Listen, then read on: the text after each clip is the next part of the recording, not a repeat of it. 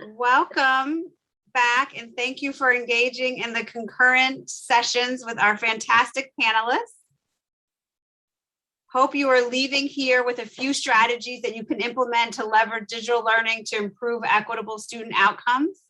As we close today's event, we have asked Dr. Van Davis to share some key takeaways. Thanks, Rhonda. So I have the honor of introducing our colleague Van Davis today. So Dr. Van Davis joined the Every Learner Everywhere team back in March 2021 as its Service Design and Strategy Officer. So in addition to working with Every Learner, Van also serves as the Chief Strategy Officer for the WCAG Cooperative for Educational Technologies, WCAG. Prior to these roles, he served as a founder and principal at Fogland Consulting, where he worked with colleges, universities, and nonprofits on strategic planning, higher education policy, and research. Van has over 25 years of experience in higher education. During his career, he served as a faculty member, an academic administrator, director of innovations at the Texas Higher Education Coordinating Board, and associate vice president for higher education policy and research at Blackboard Incorporated. He holds a PhD and master's in 20th century United States history. Excited about having those conversations with you. Van has devoted his career to improving educational access and affordability for students and has led numerous projects in service to public universities in the state of Texas on adult degree completion, course redesign, and competency-based bachelor's degrees. Please join me in welcoming Van today. Thanks, Megan. One of the wonderful parts of today has been getting to hear and celebrate all of the amazing work that these Lighthouse institutions have done. And that work reflects the time and the effort of hundreds of faculty and staff members. But I think we can all agree that there's more work that needs to be done. Every Learner Everywhere's work sits at the intersection of equity, digital learning, and evidence-based teaching. And our mission, as you heard this morning from Jessica, is to help institutions equitably serve Black, Latinx, Indigenous, poverty-affected, and first-generation students. We know that serving those students is critical because we know that we have a long way to go. Those students have not always been well served by higher education. And just to put an exclamation point on that, I want to share with you the most recent graduation rates from IPED. So these are graduation rates at four-year institutions, six-year graduation rates. For American Indian and Alaskan Native students, it's 41.5%. For Asian students, it's 77%. For Black students, it's 45%. For Latinx students, 58.7%. And for white students, 67.7%. So we see that there are still significant achievement gaps that we need to address in higher education. I think, though, that we can look to the Lighthouse work as templates for what we can do at our own institutions, because we know that equity and successfully serving these students matters. It matters for those students, it matters for their families, and it ultimately matters for our country and our institutions. So what are some key takeaways that I heard today? I want to share sort of 5 broad key takeaways with you. The first and maybe the most important one, and I think the one that drives all of our work, has to do with centering students at the heart of transformation. It's very clear to me as I've listened to folks today that at every one of these institutions, students were firmly centered at the heart of their transformation efforts. Everything was done for students, and students were oftentimes included in the process of developing that transformation. You know, I think our wonderful student panel today reminded us that students know and understand their needs oftentimes much better than we do. And we need to listen to that as we design and implement transformative efforts and course redesigns at our institutions. You know, Sharon reminded us this morning in the opening keynote that being student-centered means being able to recognize students have different goals and adapt to and address those goals in the classroom. You know, we heard in many cases, faculty and administrators and students today talk about courseware, adaptive courseware, and how faculty can see and address individual student challenges and communicate more effectively through adaptive courseware. We also have heard how digital tools really allow students to reinforce their learning and learn at their own pace. I heard one student, ironically sitting in the driver's seat of her car, talk about how adaptive courseware put her in the driver's seat of her learning and her education. And we heard over and over and over from the student panel, and I think we've heard in other sessions that students want and need digital tools to be effective. And so the work that we're doing is really centering students at the heart of digital transformation. The second key takeaway that I heard today over and over again is that digital tools are powerful. And they're powerful in a number of ways. And it doesn't have to be adaptive courseware. It can be something as simple as a shared Google Doc, but those digital tools are so powerful in our classrooms, whether they be online or hybrid or even face-to-face. Technology can facilitate student collaboration, and it provides data that we can use for continuous improvement. More on that later. I think we heard today about the selection and integration of courseware at the Lighthouse institutions specifically. And I think some of the lessons that those institutions have been able to share with us today include thinking about how adaptive courseware allows faculty to differentiate learning amongst all of those different students, how technology can help students be more efficient and target their studying, and how technology, I heard one student talk about how the use of technology and adaptive courseware specifically gave her more confidence in her ability to learn and excel in her courses in ways that she didn't gain that confidence in her face-to-face classes.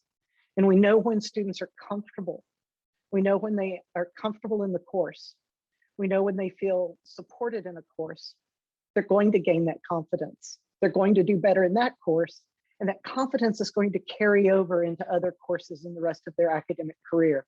And that confidence is so critical for students that we oftentimes do not do a good job of supporting. Students who may come in and lack some of that confidence in the first place.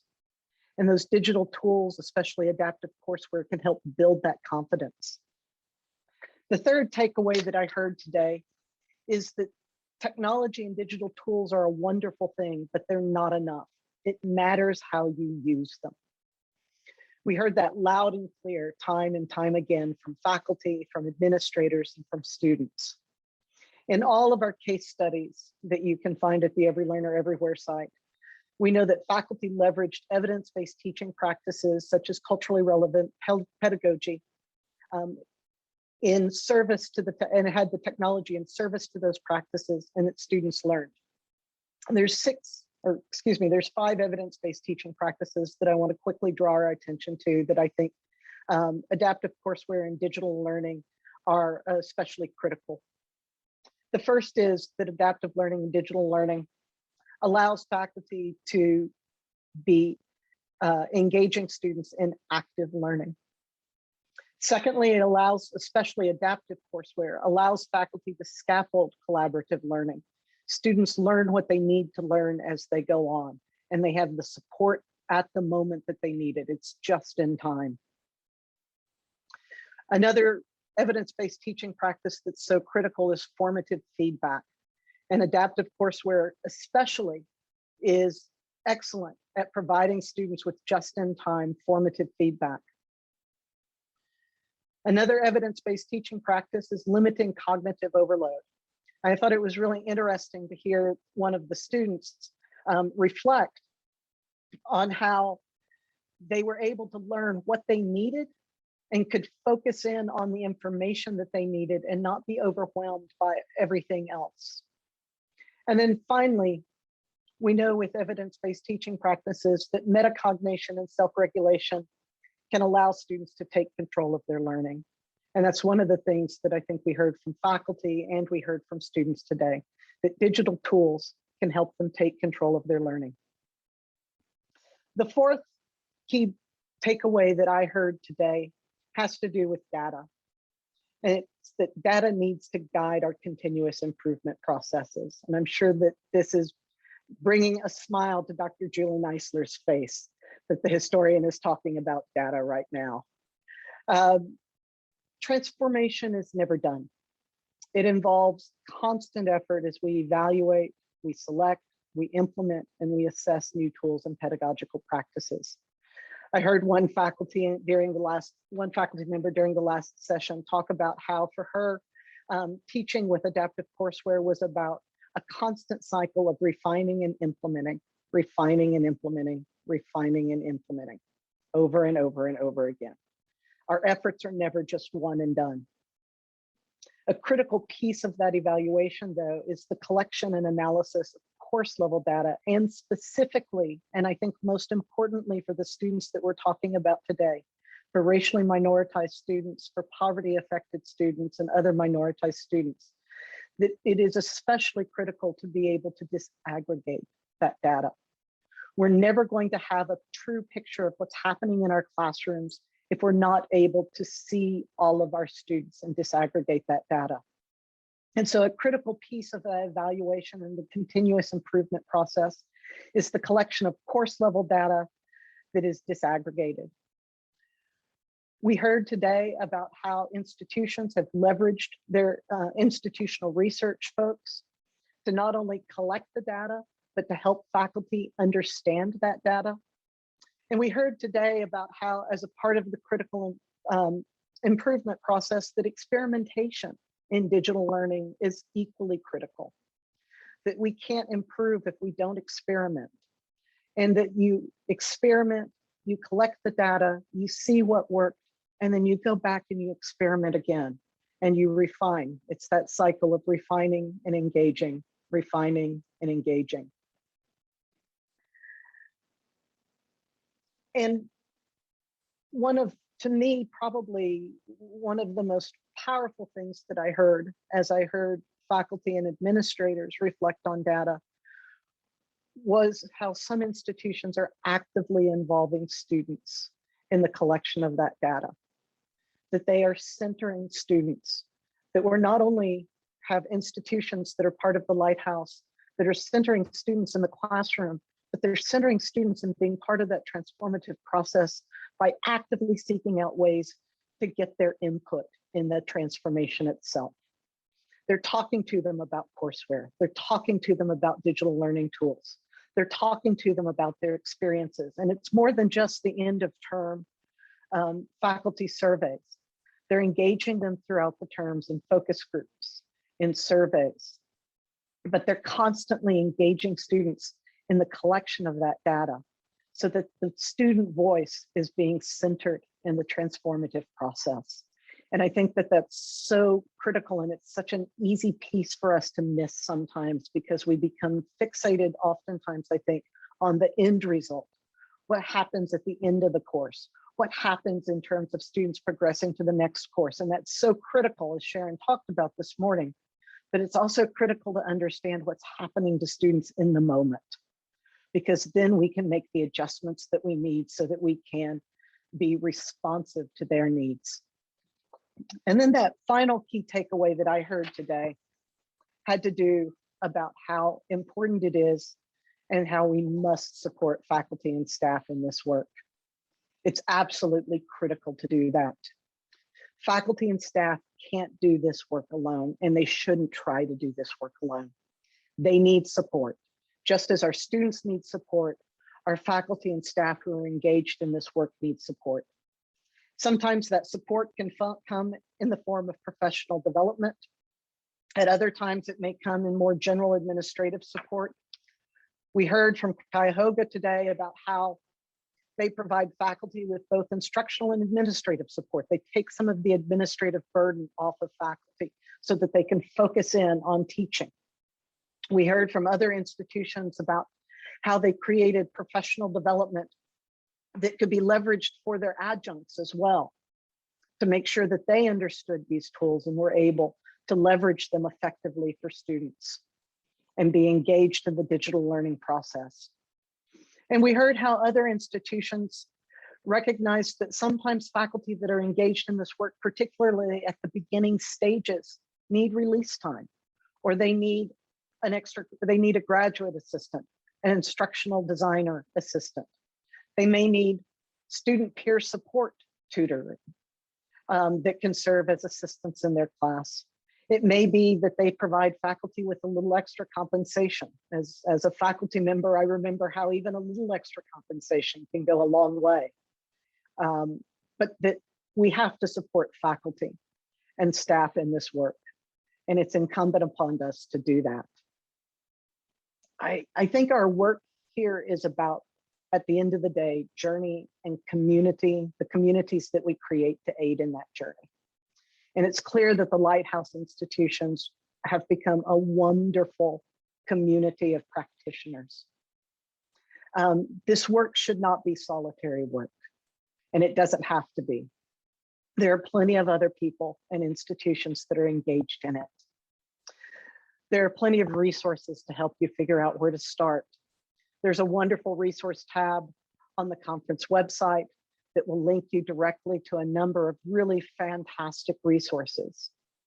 You can go to the Every Learner Everywhere website, which will link you directly to a plethora of resources, including a number of case studies about the Lighthouse institutions.